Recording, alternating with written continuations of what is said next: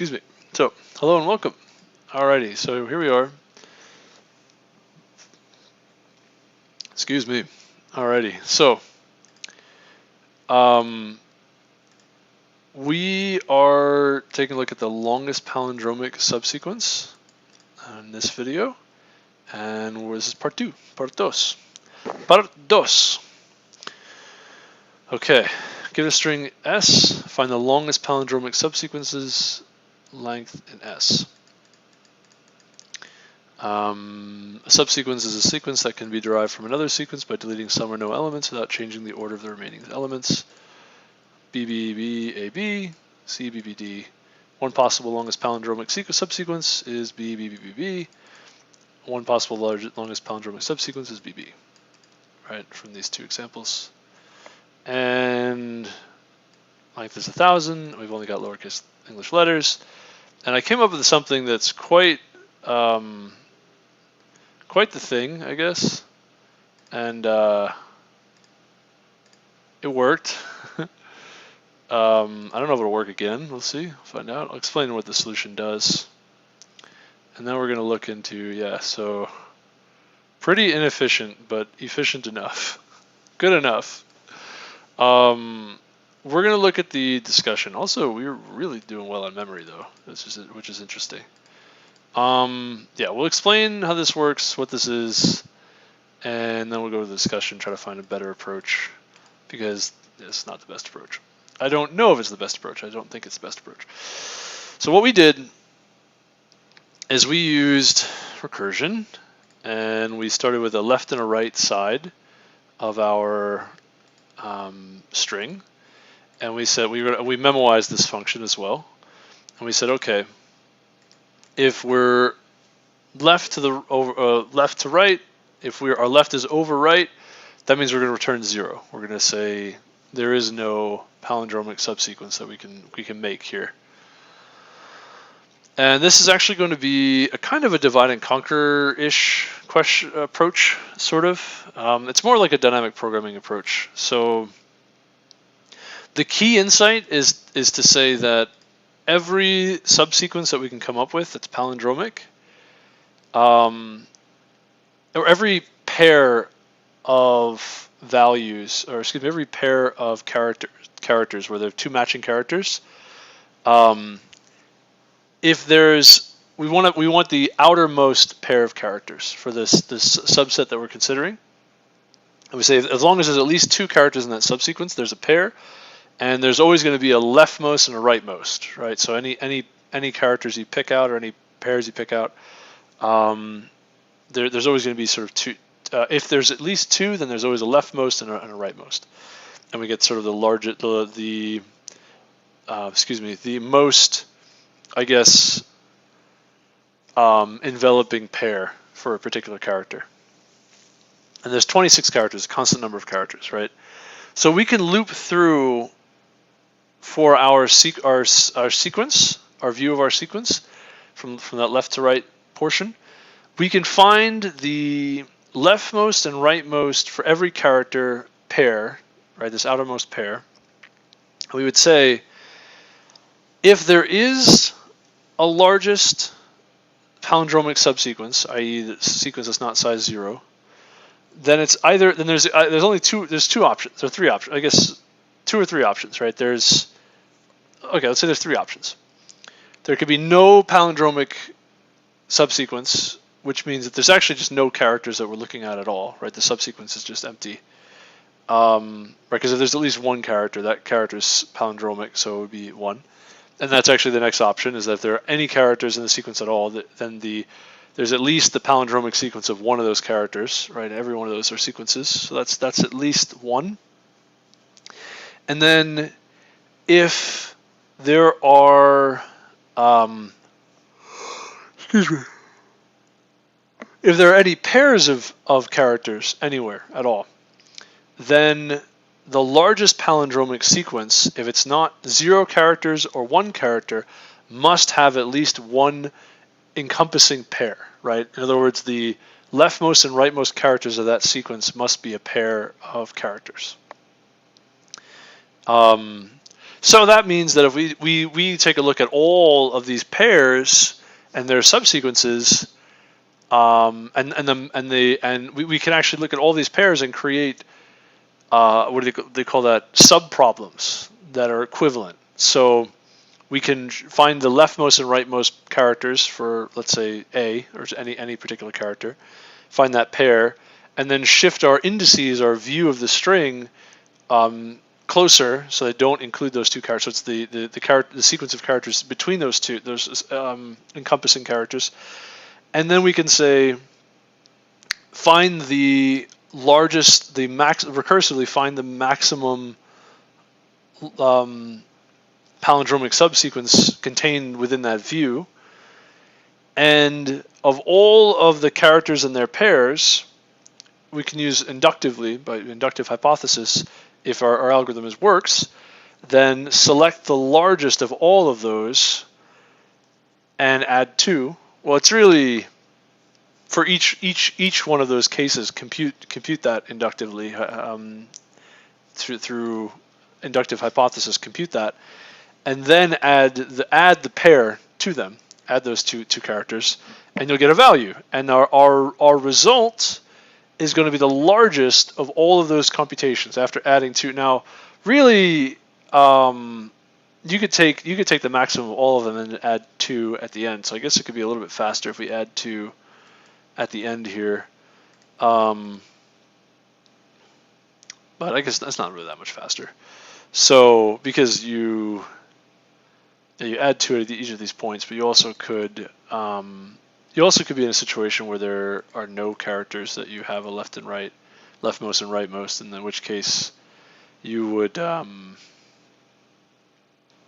want to return 1, because there could be, since left is less than or equal to right, that means there's at least 1 character, and so your red is always going to be lower bound of at least 1. So even if you don't have any pairs. So actually I think this is probably the better way to do it. But that's the basic idea. And then this recursive algorithm, you can also memorize it by using a map, and I didn't put too much effort into figuring out how I was going to memorize this to ensure that this is at worst case quadratic, and then obviously the way I memorize this is quadratic log n, but overall relatively efficient, especially for small values, which this is relatively small, 1,000, right? This should be okay. And it was okay. Now, the question though is there a way to do this more efficiently? Yeah, so it's actually correct, and the code to get the leftmost and the rightmost was kind of involved. That took a while. Obviously, we solved this the other day, so this took me a while to solve this problem. This code took a while, and getting this to work correctly, like getting the idea was not too bad, but getting it into code was challenging, because there's kind of a lot of issues of like the leftmost and the rightmost and the left bound and the right bound, because you're kind of operating within a view, which I'm kind of not used to doing that, I guess. I don't do that too often. An inclusive view, I guess, and then you're setting up for the next exclusive view. So not bad, but definitely had some snags in there that I was not kind of prepared for. These are kind of unusual loops also. These are like pretty out of the ordinary. So yeah, so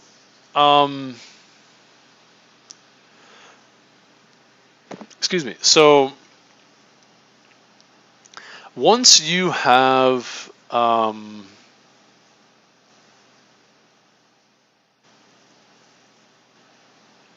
sorry, I'm trying to thought, kind of something unrelated. Once you have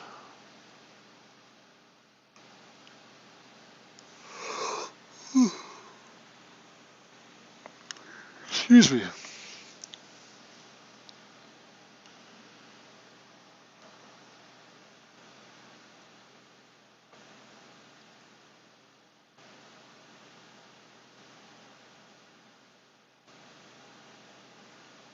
So, yeah, so I don't know, should we think about what's more efficient, what might be more efficient, or do we just want to look for the answer?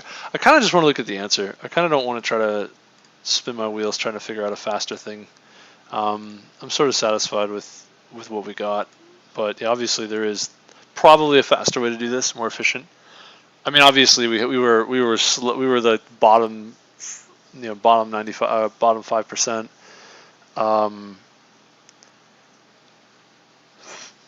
Excuse me. So we were slower than 95% of the solutions. Excuse me. So that's not great. I don't think it's because we memoized. I think if we don't memorize this, well, we could try it. I think it's not memoized. I think it's. Actually, I don't know if memoization matters. I'm thinking about it. I don't know. Let's see if it's still correct without memoization. What we get for a time limit. I don't know. Actually, I'm not sure if memoization matters here. I don't think it does, believe it or not. Oh, it matters. I'm wrong. Definitely matters. Yeah, usually with recursion, if you don't memorize it, then it becomes exponential, which kind of wasn't expecting with this problem, with this approach to TLE. And the reason for that is I actually wasn't sure, believe it or not. I imagine I wasn't sure.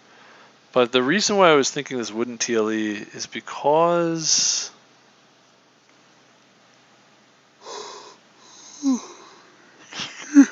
excuse me. This is not linear. I thought you could maybe make the argument that this is linear, but it's not. So I think it's quadratic.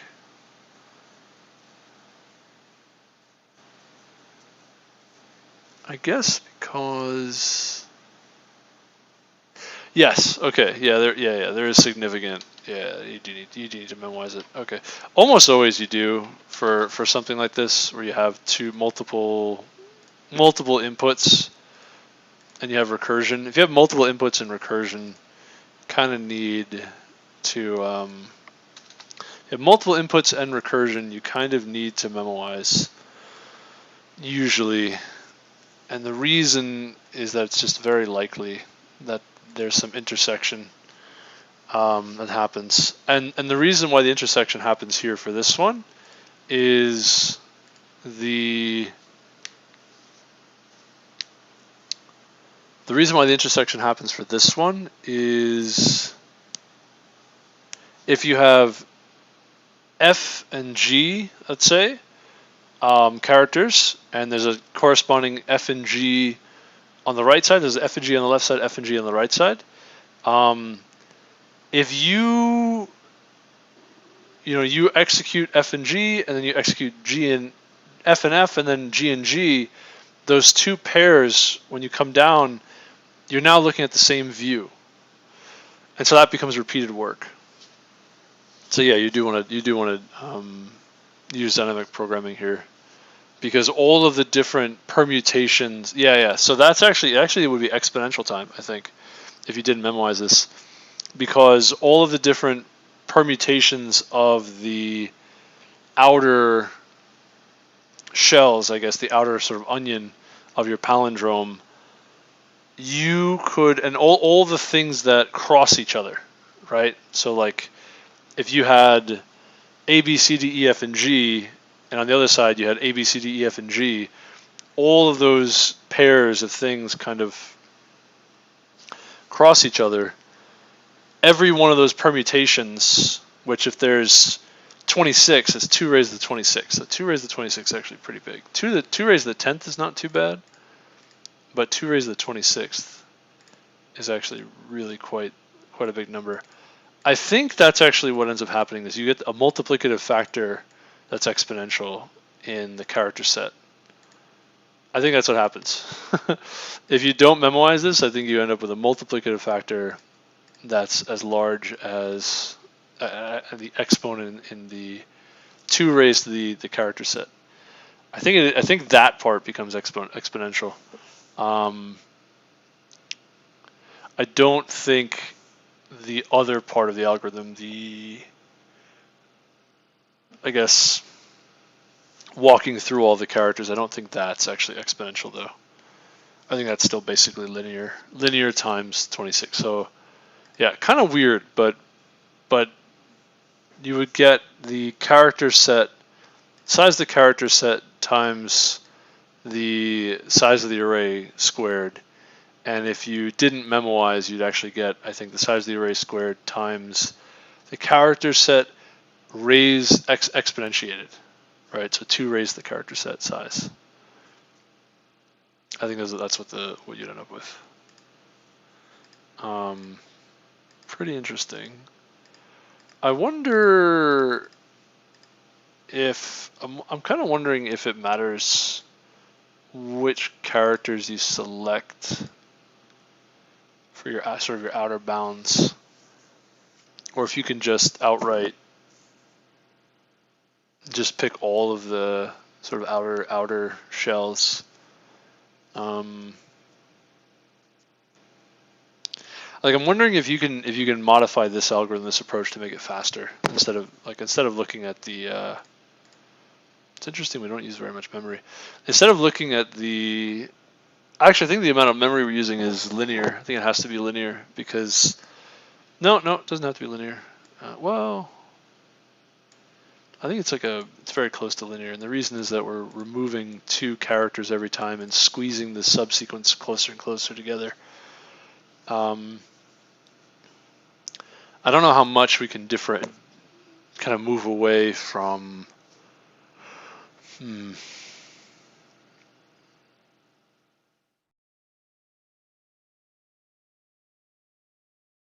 No, I don't know.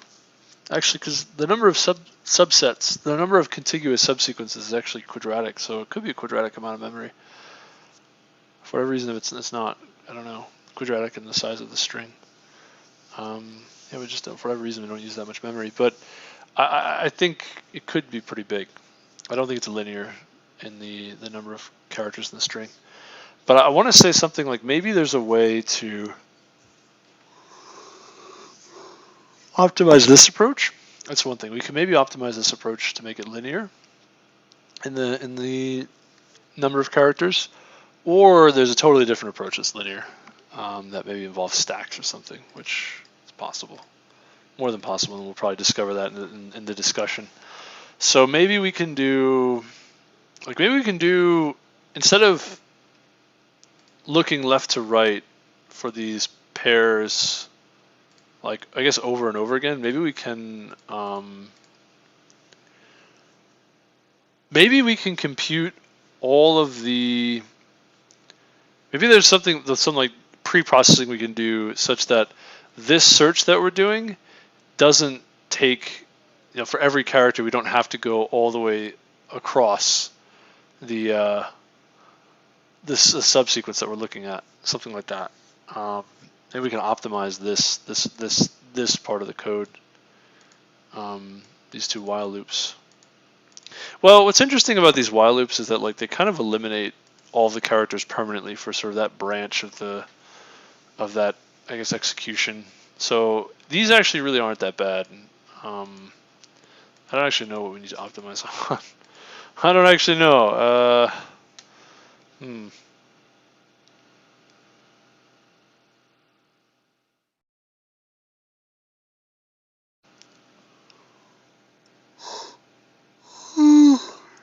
Excuse me. I don't know. I'd have to think about this some more. How do we? What time we got? 19 minutes. Yeah, I don't know. I want to say you could maybe for each character get something of a set of indices, and then you can say in logarithmic time you can determine how quickly, how far, and how quickly the basically that outer pair. You can find that outer pair in logarithmic time with those pre-processed data structures, right? Those 26 different data structures.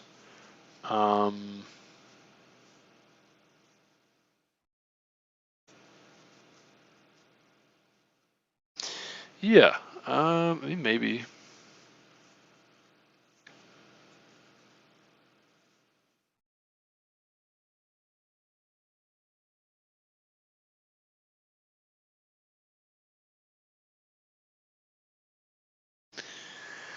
The leftmost would be, what would you say? So you have a bunch of indices for character A, let's say, and then you say, all right, excuse me. When we search, we want to find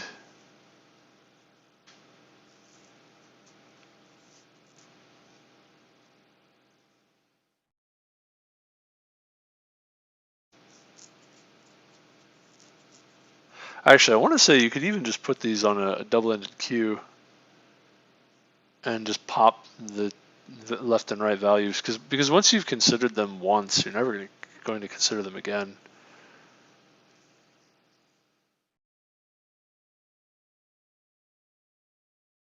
Is that true?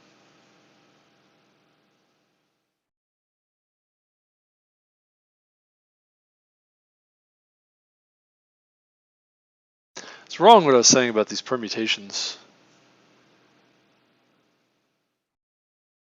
No, I was right. I take it back. No, it's fine. These yeah, but I don't think I was totally correct about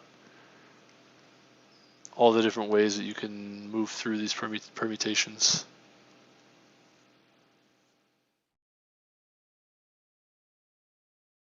I think it's actually just a constant factor of 26 when you memoize.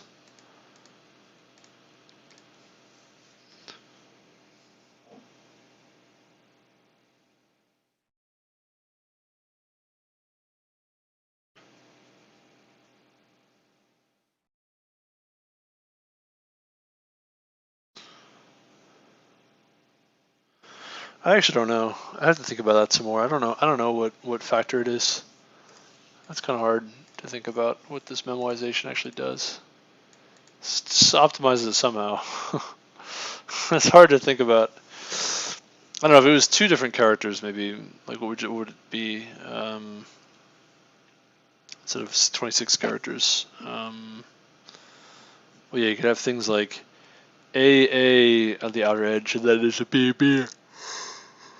Or you could put your A and your B like AB, and then at the end is AB. When you connect those two A's though, you lose a different B, but then maybe you do another B and a B.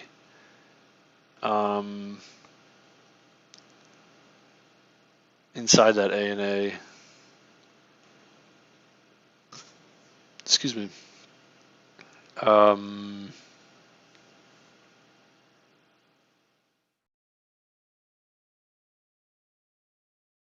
That's actually not how you would end up at the same point. Well, yeah, I mean, yes, no. Actually, that's correct. So you could do A first, and then do the inner B's, or you could do the outer B's, yeah. So you could have ABB and BAB, right? So ABB, you could match the A's, and you could match the, or no, that doesn't work though. I don't know. You could do ABB. Is that? I don't know how this works. I don't know how to make this happen. Or ABC maybe is better if you do. Somehow you end up, two different branches end up at resolving the two C's in the center. Okay, you did A, B, C, and then on the other side is C and A, B, right? So you could do the two B's and then the two C's, and you end up at that point. Or you do the two A's and the two C's, and you don't do the two B's. That's how you end up at the same point. Yeah, so it's actually it is a kind of exponential thing, but I think it's related to the. It's hard to say exactly what. I know it's bounded by two raised to the exponent of the. 2 raised to the size of the character set, but it's not exactly. That's not exactly how to calculate that. There's probably a way to calculate exactly how many redundant things there could be, like what the maximum is. But it's a lot. It's a lot. Yeah, so that's what's happening there. But now the question is, while we're searching for the leftmost and the rightmost, you can make that more efficient in terms of S. I mean, the thing that's weird about this though is that it's kind of efficient, because even though, like, the more you move on in that direction, the more you move in that direction, those characters for that particular branch, that's sort of more characters that disappear. So even though you're doing a lot of work, it's a linear amount of work potentially. If you did do that, that whole branch would basically be finished. So in some sense, you're not actually doing that much work. I guess it's sort of it becomes sort of amortized. But then I don't really know what the calculation would look like if this was made logarithmic, which I think we can make it at least logarithmic. We might even be able to make it constant, these two inner loops. In which case, if those are constant, I think this becomes a lot more efficient. I think these being somewhat amortized linear or something is like, kind of gives you a kind of a funky approach to this. The reason I'm thinking maybe you can pop from a stack, I don't think that really works though, because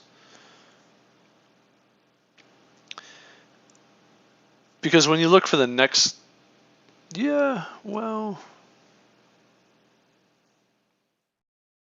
when you recurse,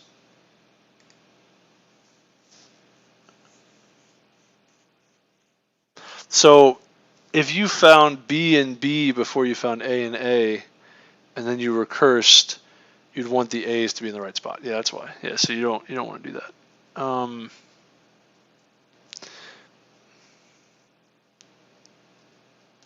Yeah, it's not necessarily clear which characters are gonna come first. Excuse me.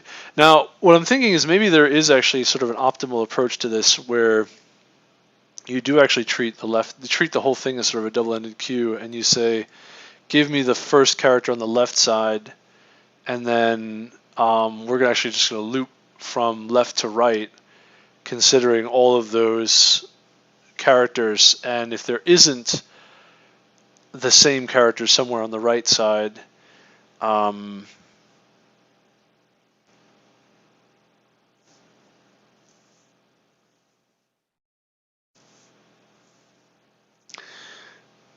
then you would not include this character at all in your palindrome.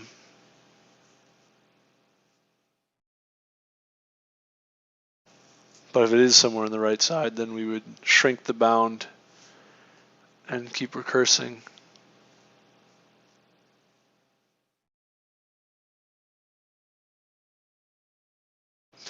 Now, the tricky thing about that is, like, that doesn't actually work. That's not actually correct, because you could have basically like a palindromic subsequence that's smaller on the left side of your string, and then a palindromic subsequence that's larger on the right side, and have totally different character sets even that these characters are involved with. But if you start on the leftmost side or automatically shrink your boundaries, it's interesting that this is a subsequence and not just a consecutive sequence or like a substring, contiguous subsequence. It makes the problem a lot more interesting. But yeah, like I said, if you automatically shrink those bounds, then you run into issues, because there could be other characters with the different bounds that give you a larger solution. I kind of wonder if there's maybe a divide and conquer. So I can't really think of a linear solution to this, but there could be a divide and conquer that gives you n log n. So maybe you can find a palindrome I actually think you could do divide and conquer on this. That might be what I'm missing. That's why this is so slow. So you would say there's the left side, there might be a palindrome, and the right side might have a palindrome, and the largest palindrome would be the larger of the two, or you might have a palindromic subsequence that contains part of the left side and part of the right side. That could be also larger than those other two. That's kind of the divide and conquer approach. So you could split the string into halves, and each time try to build the. But the inductive step required for that solution is you need to be able to reconcile a longest palindromic subsequence when you've already found the longest palindromic subsequence on the left and already found the largest one on the right. I guess you would need all of the palindromic subsequences from left to right, and then all of the sequences from left to right and from right to left, or vice versa, from right to left and from left to right. Right, if you have the two different strings next to each other, and then you want to find what's the largest combined sequence, right? Now the thing that's tricky about that is I don't think there's an efficient way. Like, I think if you try to find the largest combined sequence, it's just the same problem as trying to find the largest sequence to begin with. Or see, at least, or so it seems.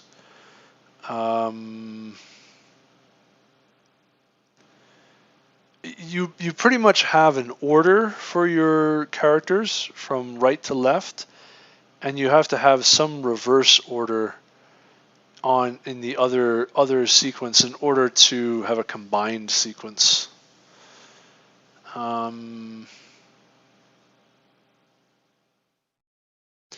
Maybe you can use a stack in that situation. I don't know.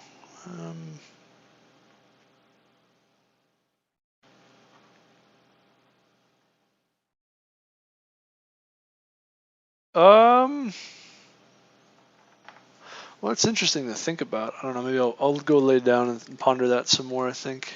I'm not really sure. Let me think about it. Let me lay down and think about it. So the situation you have is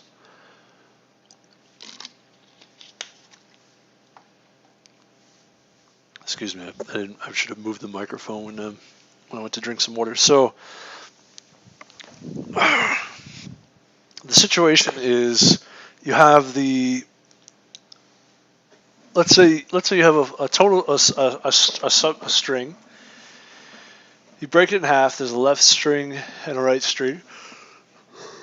You break it down the middle roughly, and you say by inductive hypothesis, we know the largest substring of the palindromic subsequence of the left string, and the largest palindromic subsequence of the right string. Now we want to know, is there a subsequence between the left and right string that contains characters in both and is a larger subsequence than either? It's palindromic and has a larger subsequence than either. Well, I mean, you might be able to do something with pointers, I guess, because there's sort of a focal point that you need your subsequences to kind of surround. And I mean, you could run this algorithm that we just saw here, but no, that wouldn't make sense. Maybe there's got to be a more efficient way. If you can do it in linear time, then you have an n log n divide and conquer solution, right? Just immediately. If you can do it faster than that, that's even better. But I think I want to say you probably could do it in linear time. I don't know how you would though. Let's see. So you have the first character from the left and its counterpart from the right, and that would give you a subsequence of size 2. And then the next character from the left, and its counterpart from the right, which again, subsequence is size 2, and that may or may not be. So if you have sort of two characters, x and y, or x of 1, x of 2, and y sub 1, y sub 2, where x of 1 and y sub 1 are both on the left substring, and x of 2 and y sub 2 on the right substring, you could have a situation where it's x1, y1, y2, x2, or you could have x1, y1, and reversed x2, y2, right? So x1, y1, x2, y2, or x1, y1, y2, x2. You could have either of these situations. If you have x1, y2, then you might want to combine these values and get a palindrome that has at least 4 elements.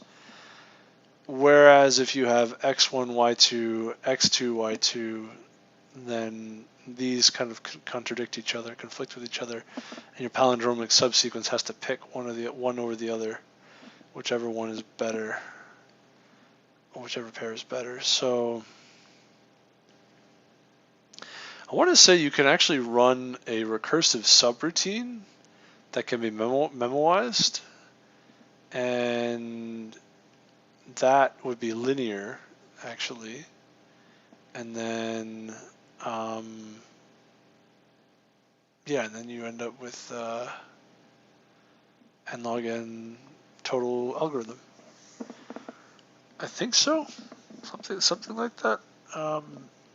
Because you're going to maximize. So when you select these two possibilities, one of these two, if they conflict with each other, you have to select one of the.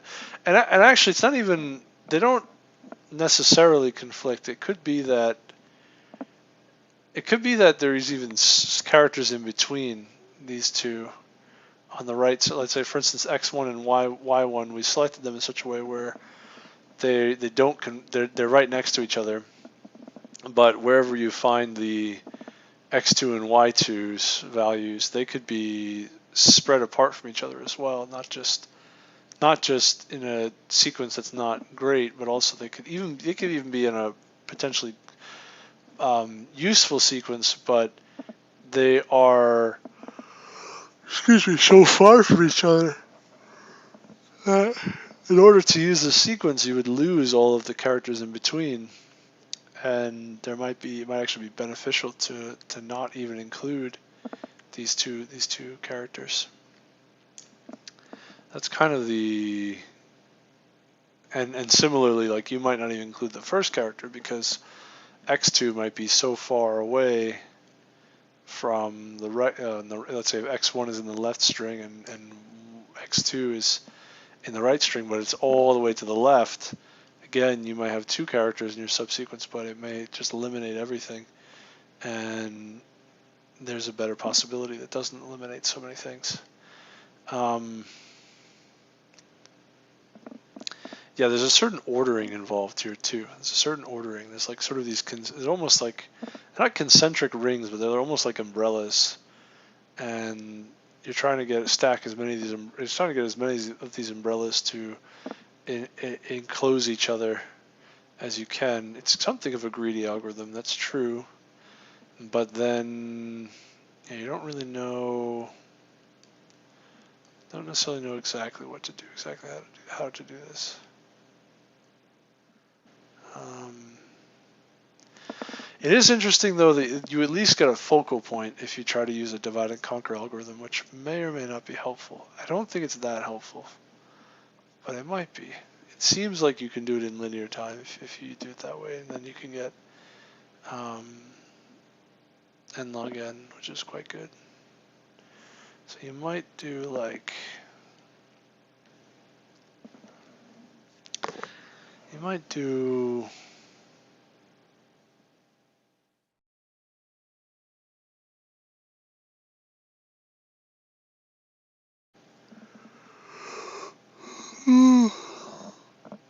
excuse me.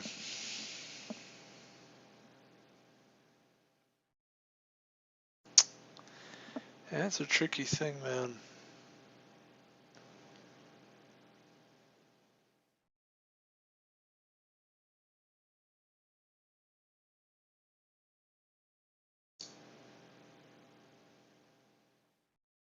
I mean, certainly you can find all of the pairs for all of the characters in the left string. What are all the associated characters in the right string, the matching characters? And I mean, you can get a function that looks not a function, but a correspondence that looks like that. What value would that be is the question. What value would that be? Let me keep thinking. I might kind of fall asleep here. I'm getting a little tired. I think I'm gonna put the headset on a charger and then kind of keep pondering.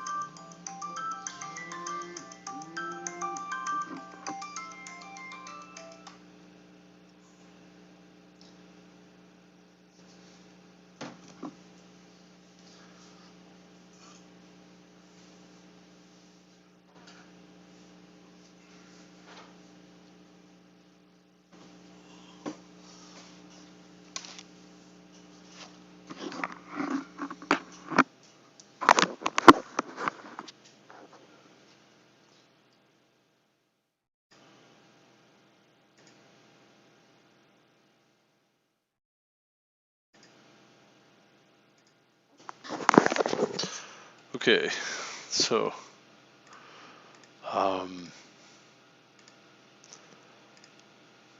back from basically sleeping for an hour or two. How are you doing on time? Yeah, 2.5 hours? Okay. Yeah, so I think I'm just gonna go to bed now. I think I'm gonna go part 3 for this, but I couldn't think up a way to do this that's I guess more efficient than this, that isn't quadratic. I couldn't think up of a divide and conquer that was n log n. I'm gonna try to go for that, I think. Yeah, I couldn't really go for that, and I didn't really make it looking for that. And then also, yeah, we didn't look at the discussion at all to see what they have. I think I don't want to look at that now because I think I want to go to sleep, and maybe tomorrow we'll look at that. Make like a part 3. This isn't really much of a part 2. It's kind of just like I tried to think about it some more, didn't really come up with anything good. There isn't really. Excuse me, as far as like properties of palindromes, I guess. Yeah, I didn't really get too much. Didn't really get too far.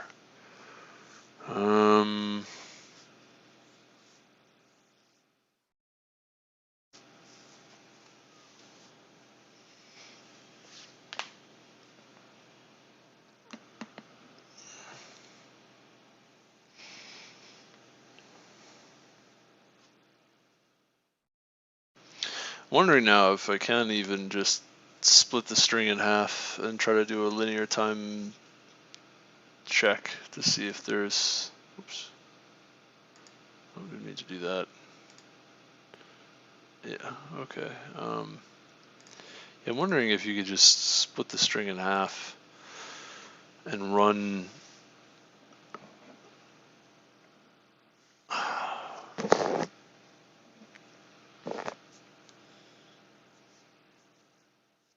And run a check, I guess, for palindromes. Excuse me. I guess see how many characters you can get that are both in the left string and in the right string.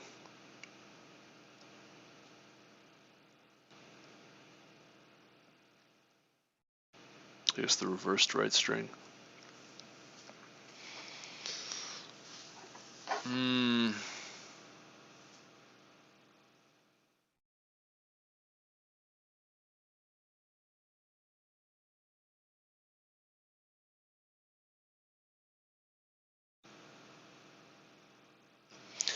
Yeah, I want to say the largest palindrome that starts at a certain point. I think you can do that in linear time.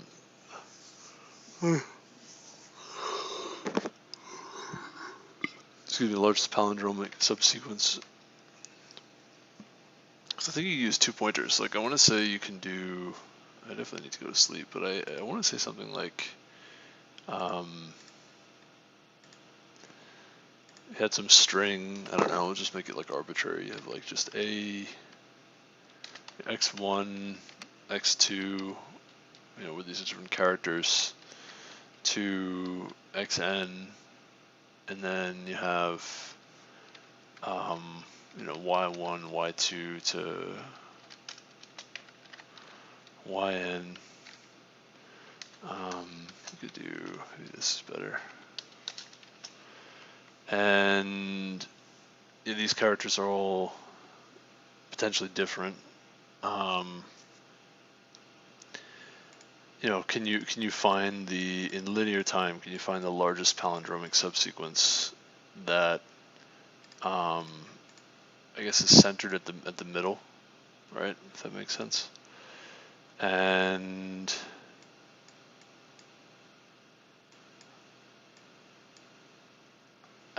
I guess each character, there's, I don't know how to, express. I want to say you could do this in linear time. I think so. Some part of me thinks you can. I don't know why though. I guess maybe.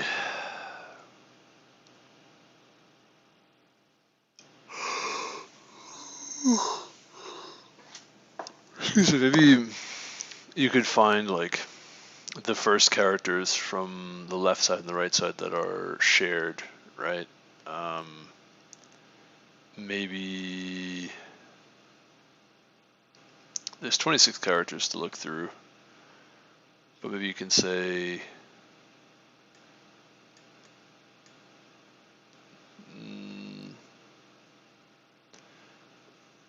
take this character and take this character, and you could say you're trying to find. Well, you can put the characters that you've seen on the left side into a set, into an unordered set, and then the characters you've seen on the right side into an unordered set, and you can say, okay, we have this first character, and then the second character, and they don't match. Put them both in sets. Take a look at the next character, and the next character, and you can check pretty quickly if this character matches any of the characters you've seen on the left side, and then if the next character on the left side matches any of the characters on the right side, right? I think I really want to say there's a divide and conquer algorithm that can do this.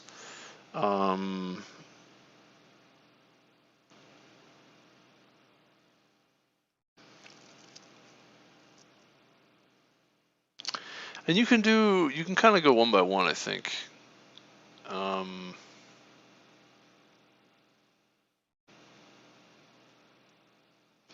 The thing I think that's tricky is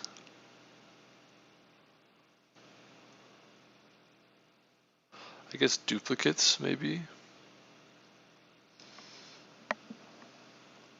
Because you can add the same character more than once. You know, you can sort of have, let's say you have the same character many times on the left side, and then you have this, you know, multiple characters of that on the right side a few different times. Excuse me.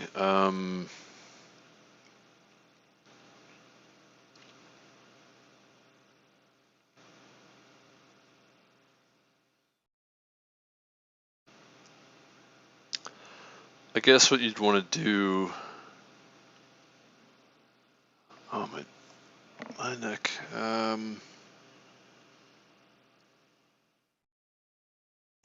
It's so tricky, man. I don't know. Because there's an order with palindromes, and you want to get the longest palindromes. You want to include as many characters as you can. Like there are different possible orders you could select. Like we had just AB, like just A's all the way across on the left side, and then like AB, AB, AB, A on the right side, and then you'd include all the, I guess, as many A's as you can. Excuse me, but I think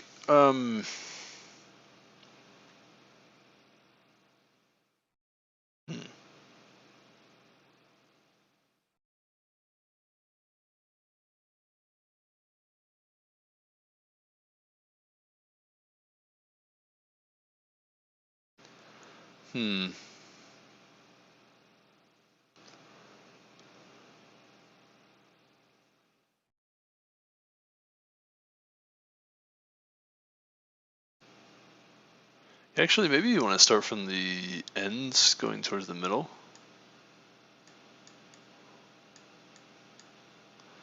And you would say, you know, find a character, yeah, find if this character exists in the other string. You want to start from the outside and pair it up that way. I mean, that's definitely true. You would never want to consider, like, you wouldn't mismatch these pairs. And so you would definitely do it that way from left to right. Sort of kind of make your pairs as wide as possible always. I mean, that's definitely true.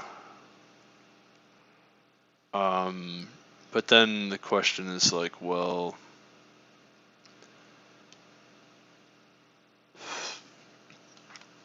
excuse me, which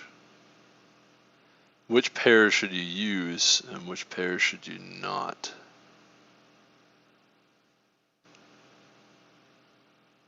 I guess you could end up with a kind of a searching algorithm,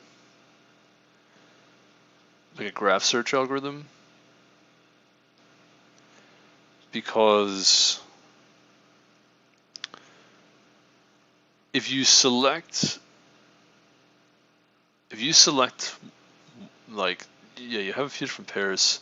I want to say there's kind of like almost like a topological sort that you're trying to get like the longest depth. It's almost like the longest depth path, the longest path to the bottom of the tree in a topological sort. I think that's what you'd end up going for, because the issue is that if you pick index 0 on the left side, that might be attached to index, I don't know what this is, like this n over 2 plus 1. That might be attached to index n over 2 plus 1 on the right side. And if you do that, all of the things that are to the right, you cannot include those in your palindromic subsequence, because they appear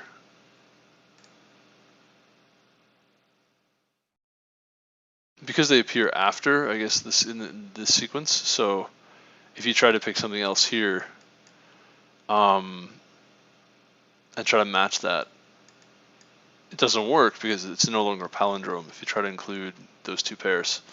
So I want to say that there's like a kind of sort that occurs where, yeah, if you take this pair, then you can't take all these other pairs. There's sort of an exclusion that happens, and it's sort of like a graph, right? Like it's sort of like this. Maybe you could think of each pair as a graph, a node in a graph, right? Excuse me, and it has two values, sort of A and B, and there are other nodes, I guess, with C and D, these parameters, and you'd say there's a call it a DAG, right? Directed acyclic graph. There's a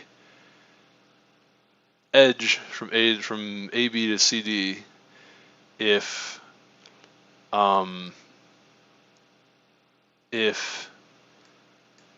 A or C, if C is obviously A, so A and C are in the range 0 and n over 2, and then B and D are in the range n over 2 plus 1 and n, and it's a rough estimate. I mean, I guess you can kind of get rid of the middle element if it's even, or excuse me, if it's an odd number. If it's an odd numbered string, you can get rid of the middle element. That can sort of always be included in your palindromic subsequence. So it'll be sort of even on the left side, even on the right side. So you can assume an even number of characters, I guess. So actually, if that's the case, then it really should be, like if you had 4 characters, the index would be 0 through 1, and then 2 to n. Yeah, so we can assume, we'll just assume these indices are even. If it's odd, actually, what would these look like? If it's odd, you would say, like 5, it would be 0 to 1, not including 2, and then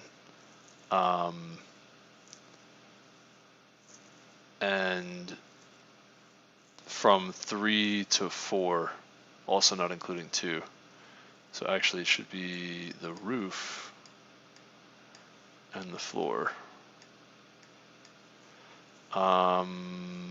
Yeah, so 5 divided by 2, the floor is 2, and 5 divided by 2, the roof is 3. Yeah. A little confusing, but if it's even or odd, we can do it. Both of these work. If it's even, this works, right? 4 divided by 2 is 2, and so this is 0 to 1, and this is from 2 to 3.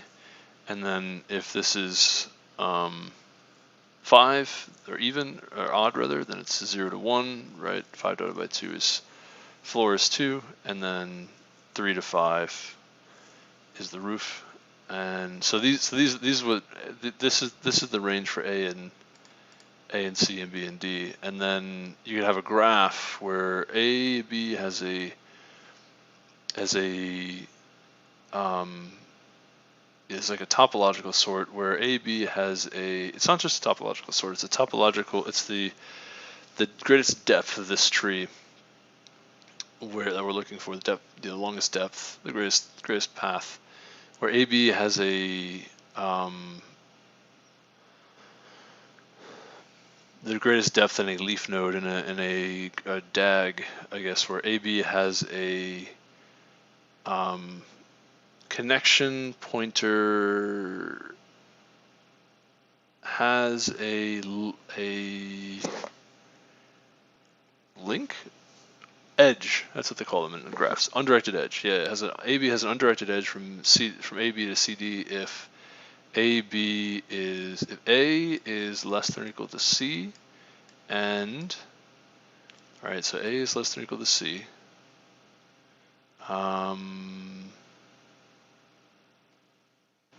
Now it's sort of the other way around. It's like,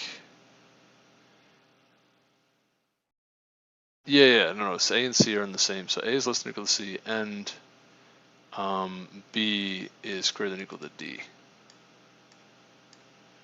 Right, so A might be 0, and C might be 1, and then B might be N, and then D could be N minus 1. Yeah, so A is less than or equal to C, and B is greater than or equal to D. Okay, that's how we can set up our graph. So we can actually set up a graph of all the pairs. So create all those nodes and get a graph and get some kind of a picture. Like we had, I don't know, some arbitrary, like just some random characters. Let's say, let's do like A, B, and C. Let's just put a bunch of A, B's, and C's. And let's see, we have 1, 2, 3, 4. 1, 2, 3, 4. Let's do only 4 characters, right? So this, for instance, we could say A and A, and we would pair off all of the characters for A, right? We pair them sort of like an onion, right? So from left to right, you have the different A values that are paired off. Then there's only one A value here, and then there's different B values from from the outermost, and there's only one B value here. Excuse me. And then finally the C values. And yeah, so we have, this is like 8, and it's 8, and you have 0 through 7. And so 8 over 2, so you have 8, you have, we'll call it X and Y. X is going to be, we said less than 4, from 0 to 4, and Y is going to be from n, which is 7, or, yeah, well, I guess, should be n minus 1, I guess, to the roof of 8 divided by 2, which is 4. So this is from 4 to 7, 4, 5, 6, 7, and this is from 0 to 3, 0, 1, 2, 3, right. Okay, so each of these pairs, you have this A is 0 to 7, that's one node. You have 1 to 6 for B, as it turns out. C is 2 to 5, and these other two are not paired at all. And then you can have a topological sort between these. The DAG looks like that, and so you have depth of 3. But you could have, like, you could swap this A and B, right? So if A and B were swapped, if we were to consider that for a moment.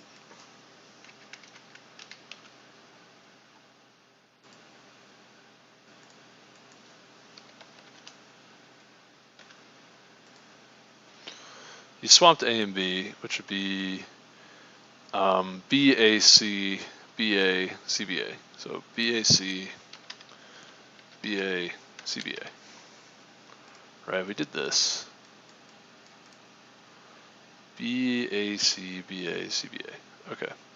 So by the way, the longest palindromic sequence here, I think, is actually what we just suggested, right? 6, where it's these 3 nodes, one after another. But yeah, you could imagine this one, which would be B and B would be 0 and 6, and then C, A and A, which is 1 and 7. Yeah, B and B, A and A, and then C and C is the same spot that it was before, which is 2 and 5. So there is no connection from 0, 6 to 1, 7, right? Because 0 is less than or equal to 1. However, 6 is less than or equal to 7. You need 6 to be larger than 7. Now, I think part of the problem here is, even though this graph could have a linear number of edges, nodes, it could have n squared edges. And determining whether we have n squared edges is a tricky thing, because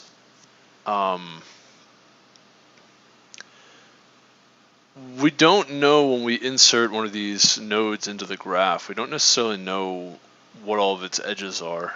I think that's part of the issue, is that trying to actually build this graph in the first place takes quadratic time. Excuse me, like we can't necessarily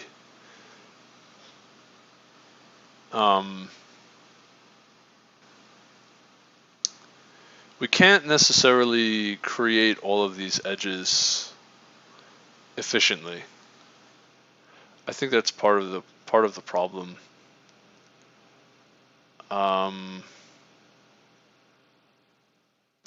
Yeah.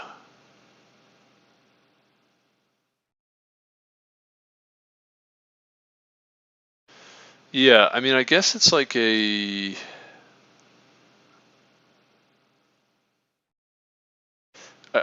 want to say you don't just want any kind of topological sort. You want, it's not a topological sort that we're looking for, actually. We're looking for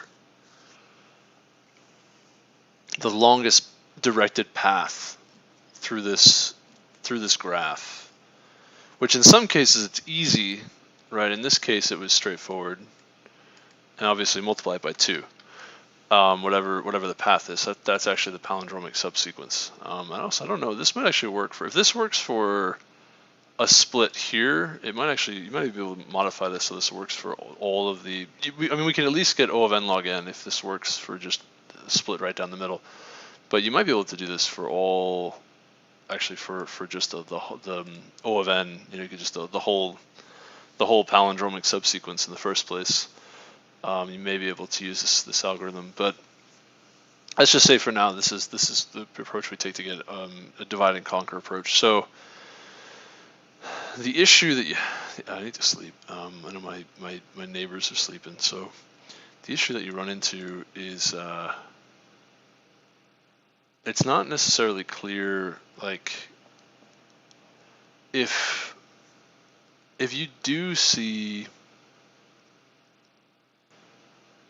the character to the right and it has a it has some, I wanted to say something like you want to do a kind of depth first search, but you also want to do it from, I don't know, you kind of want to build it in a way that's constructive. So maybe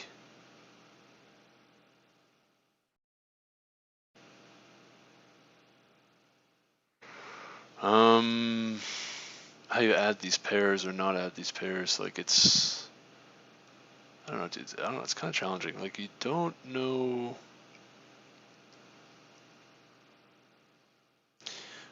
because there could be a lot of edges, I guess. I think the challenge that you have is like if you do have an edge from sort of some node to some other node, it's possible that there are other nodes in between that this also has edges to, right? And then each of these could be, it's like sort of transitive, and you would want to pick. You don't even want to consider all these other edges, right? Like these all would have edges between each other, right? Because that's the thing, is that this is transitive. These properties, and basically you'd want to make sure you take the longest route. So you'd want to take this one and not consider all of these other edges, right? Like all of these would be basically not considered.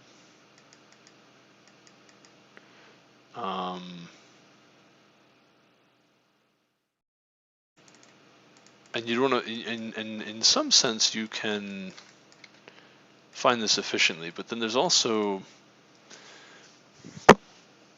an issue where you have nodes that are like over here, and you miss all these other nodes if you don't consider them, and it's unrelated, right? So it's definitely a challenge here. Kind of, there's something of a graph traversal here where you don't want to visit every edge. You want to visit sort of at most one edge per node.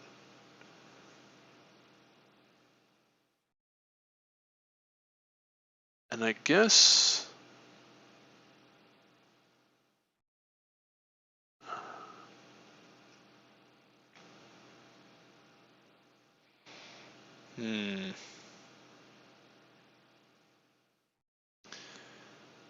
you also don't want to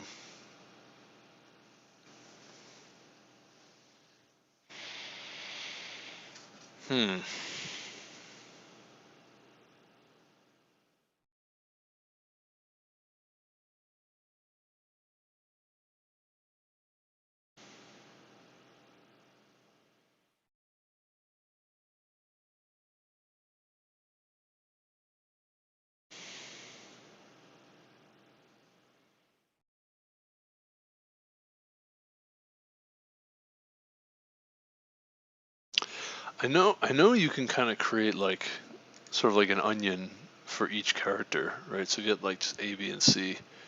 You can definitely create these nodes where they would have like this part of the directed acyclic graph, right? It would be something like this.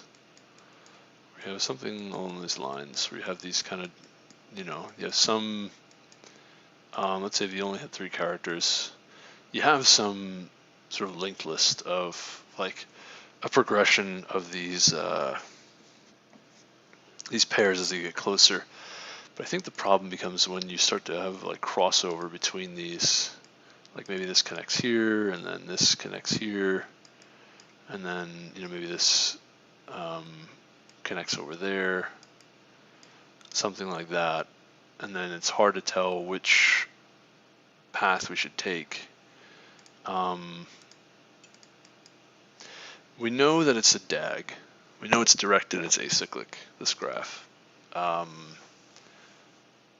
We don't want to spend like a linear amount of time discovering like that this node eventually jumps here to this other node, right? But it also jumps here. And that this node doesn't jump to anything, right? We don't want to spend our time doing that. I guess we could start at each character as the starting point. That's kind of what I did with my other approach, is just set that to be the starting point of each graph search, depth first search, sort of, something like that. And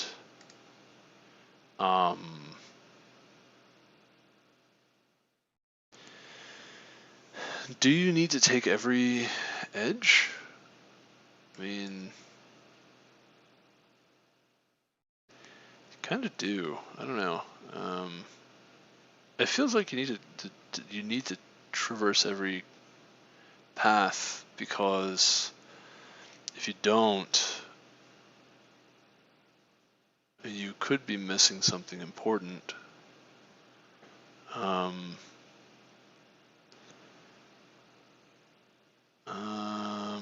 mean, like I said, yeah, the edge set could be quadratic, actually. If you visit every edge, then you're definitely looking at least a quadratic time algorithm. I think the leaf nodes, they could have multiple parents, and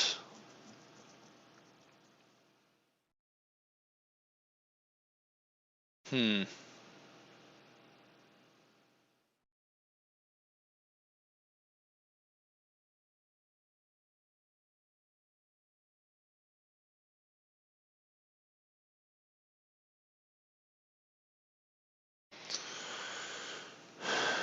think one problem is like, excuse me, I guess you want to get the maximum depth from each node. If you knew that inductively, like the sort of by inductive hypothesis, then you can look at each edge and you can say, like, even if you had the full graph, let's suppose you had the full graph already. Obviously we don't need, there's a lot of edges we can ignore sort of downstream. But the ones that cross over, those are the ones that we can't really ignore. And what's interesting is that if you have this, then you also have this, right? I think that's part of the issue. Same thing, if you have this, then you have this. And if you have this, if there was another node down here, then you would have this one as well. We can add a third one here just for the sake of, so then you also have, if this is here, then this is here as well. And you also have this one here. And yeah, so you have all of these extra edges that obviously you don't need, but you could also have something going on here where this actually comes back.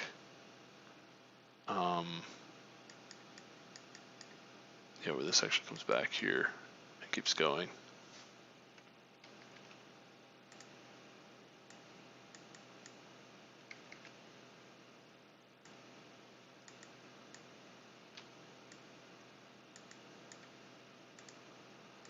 Yeah, you have a lot of stuff, I guess, going on. at least if you organize this in terms of A, B, and C, you know that these edges straight down, there are duplicates, sort of edges. You don't need to, you can ignore all those because of the transitivity. You know that you would start, higher up if you can in every case, but also when you jump across too, you also can ignore these as well. Excuse me. But there's still a lot of opportunity for crossover. Like you can have at least 26 connections across from A, or at least to A to the others, like the character set, whatever size the character set is. You can have that many connections from a node at a certain level to all the other nodes at the other levels. But I think actually what you end up with is, and you can have, some node like this can actually go up to another level of another node. Like it can go up this way.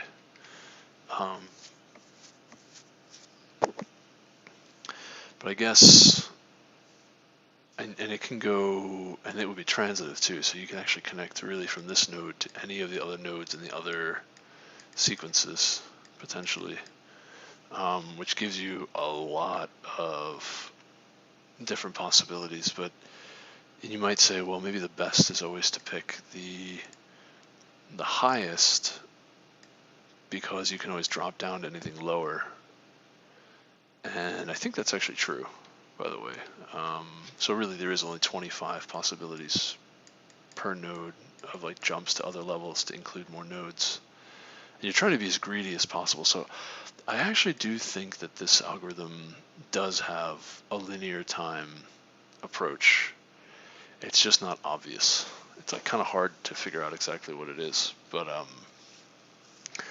I think what it is it's you have these for each A, B, and C. You can create this sort of onion, I guess, of nodes, which for that quote-unquote onion, you have a sort of straight shot down. And then what you're going to do is you're going to try to maximize sort of your connections that sort of look like this to get as many nodes as possible, be as greedy as possible. And I suppose since you have to start at some point, you basically could just start initialize your search from each A, B, and C and each character from the beginning of its sort of onion, and then you'd say, okay, you can drop down to get, you can drop down straight through, and that gives you some number, or you can take, at each level, you have 25 different options to pick from, where you can jump to another character, potentially jump to another character, in which case, and you'd want to pick the highest spot you can jump to, and from each of those 25, so from that level, so you get some amount of nodes, and you want to pick the optimal of all those options, where you can jump to, sort of the quote unquote into the next onion, and it's recursive in that it's recursive and greedy in that. Excuse me. And that from there you can go to the next spot straight down, or you can grab sort of the next level again of what's available. Now this is kind of hard because even though there's a lot that you can ignore, a lot of edges you can ignore, I don't know if it's necessarily the case that you can show that the number of edges the number of edges you need to consider are only O of n, right? 26 times n edges. I think so. I think you can show this actually. I think you do end up with or 25, whatever it is, the character set, number of characters times at n. I think you can show this, that you can use a dynamic programming kind of approach to search this in O of n time. And the way you would do it is, and I think this actually would work for all of the, how are we doing on time? It's 3 hours in we're at now? Okay. Yeah, I think you can search for all of the, what was I even saying? I think you can search,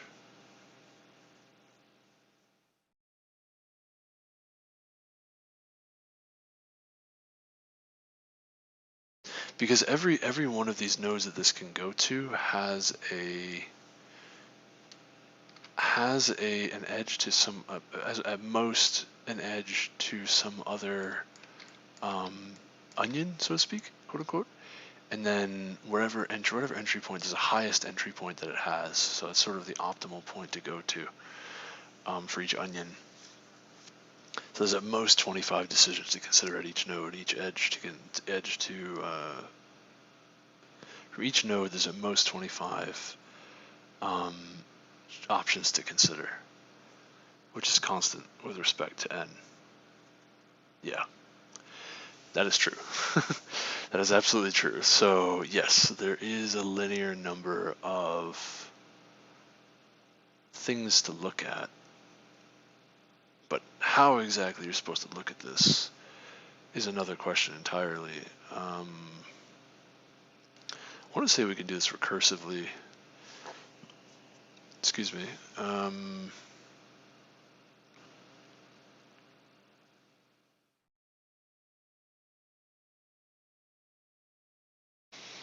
Yeah.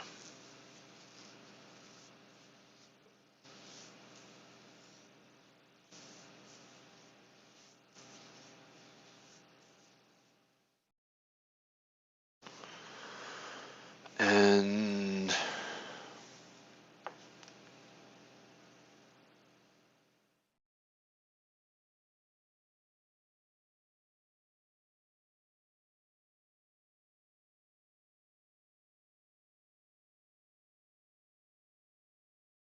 you do need to use some dynamic programming, because you need to basically at each node have the maximum, the length of the length of the maximum depth path so far that you've discovered at that node by sort of traversing the other paths. And obviously the leaf nodes, it just starts off at 1 if they don't have any edges, you just get 1. But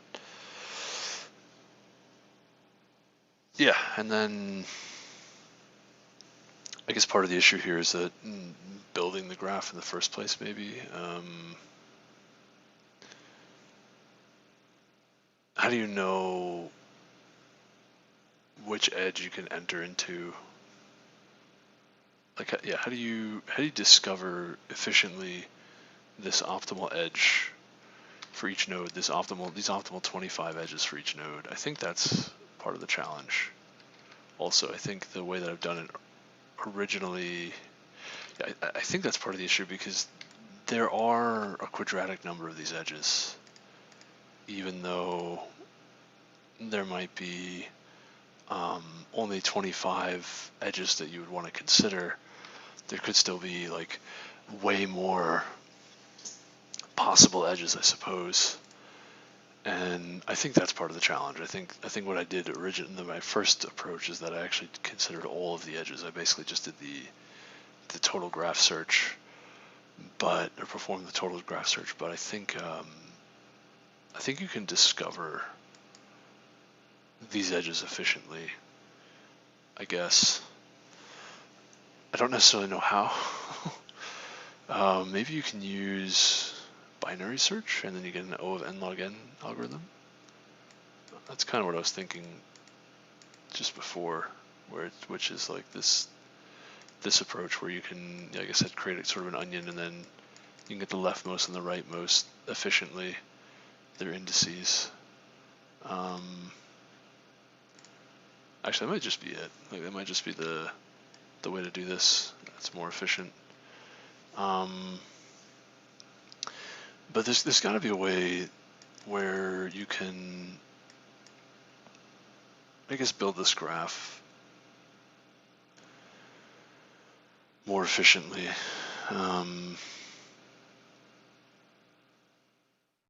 Linear time.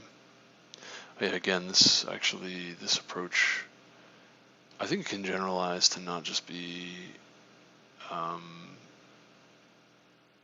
strings of this form.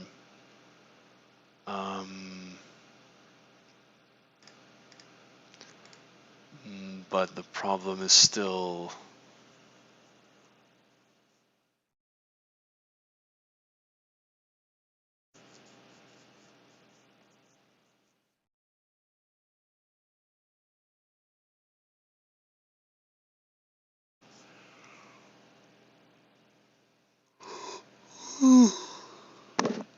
excuse me.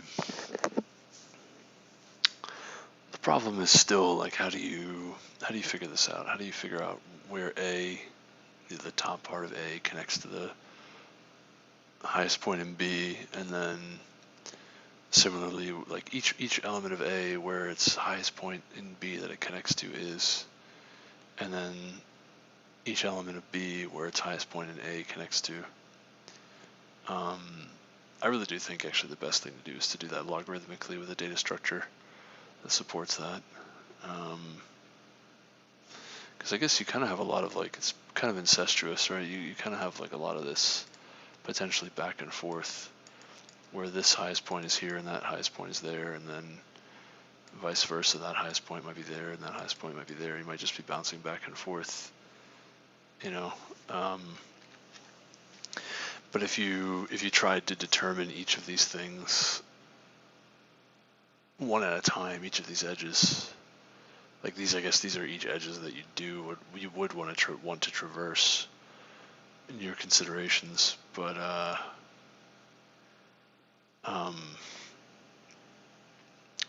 it's just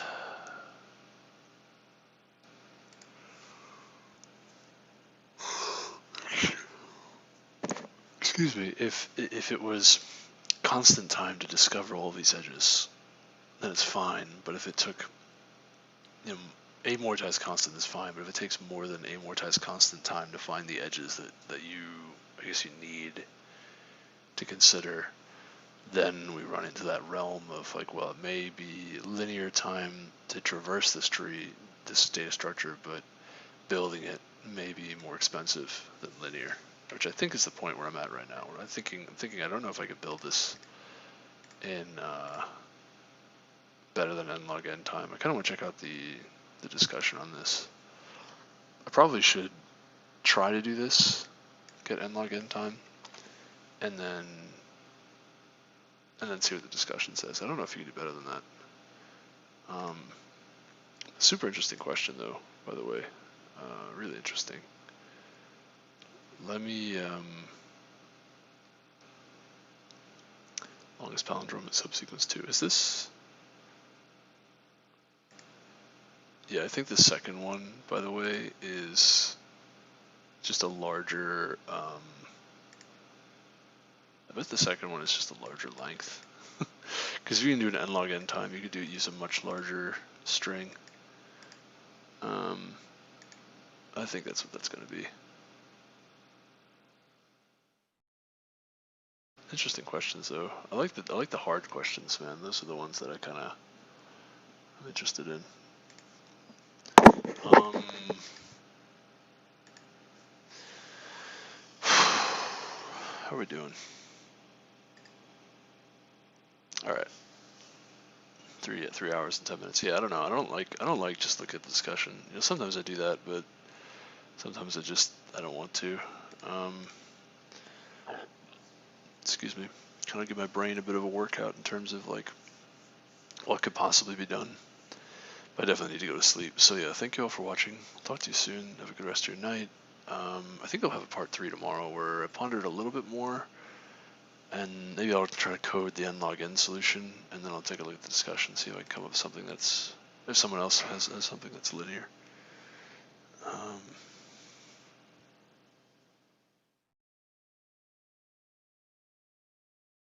So yeah, have a good night. Talk to you soon.